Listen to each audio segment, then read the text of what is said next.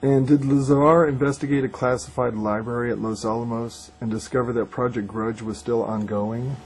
I don't know whether he did or he gave the job to a friend of his, because there was 4 questions that needed answers to, and one was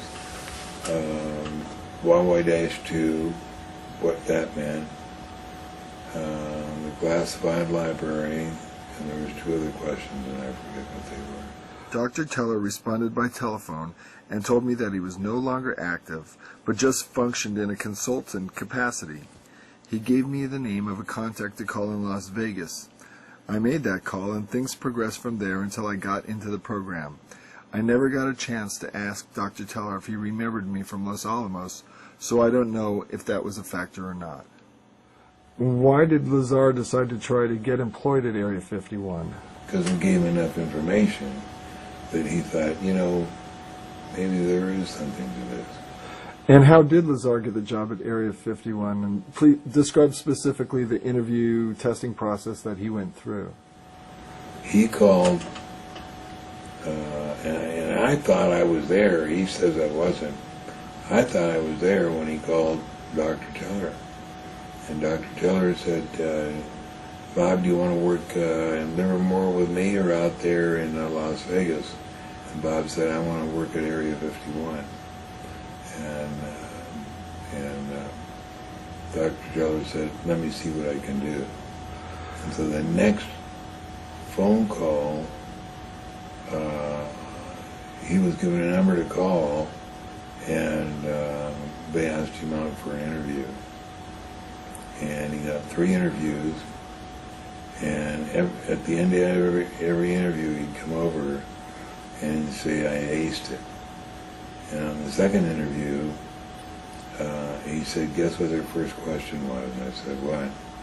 He said, what do you know about John Lear and what's your relation with him?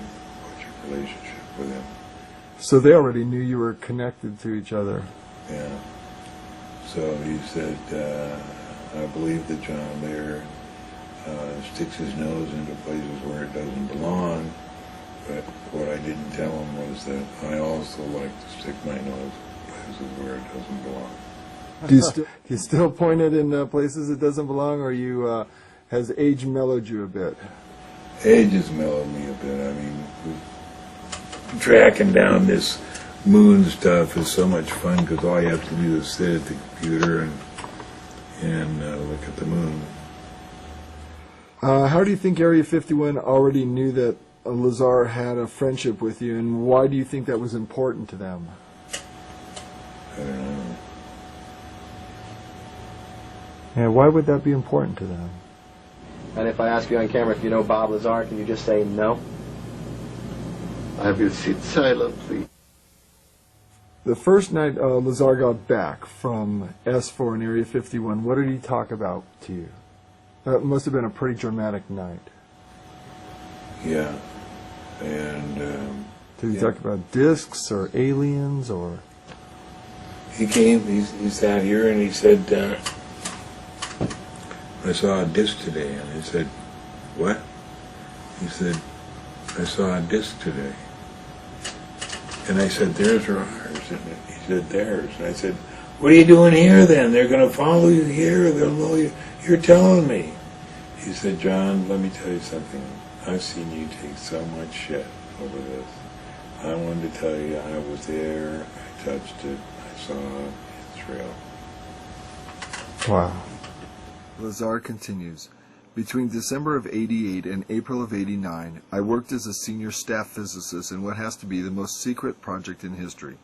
My place of work was a facility in an area known as S4 on the Nellis Air Force Range in central Nevada.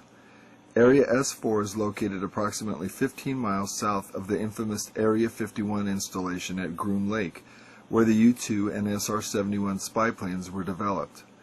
For the duration of my employment at S4, I was paid by the United States Navy.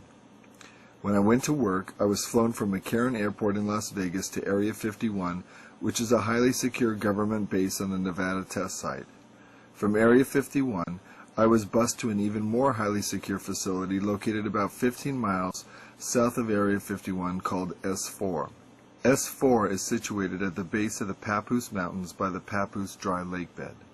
The airspace over Area 51 and S4 is highly restricted, and any pilot or aircraft that may stray into Sector R-4808 is subject to pursuit by jets scrambled for intercept or subject to outright destruction by surface-to-air missiles. Tell me about the overflights over S4. Is that allowed by any pilot? No. Not even red-blue teams?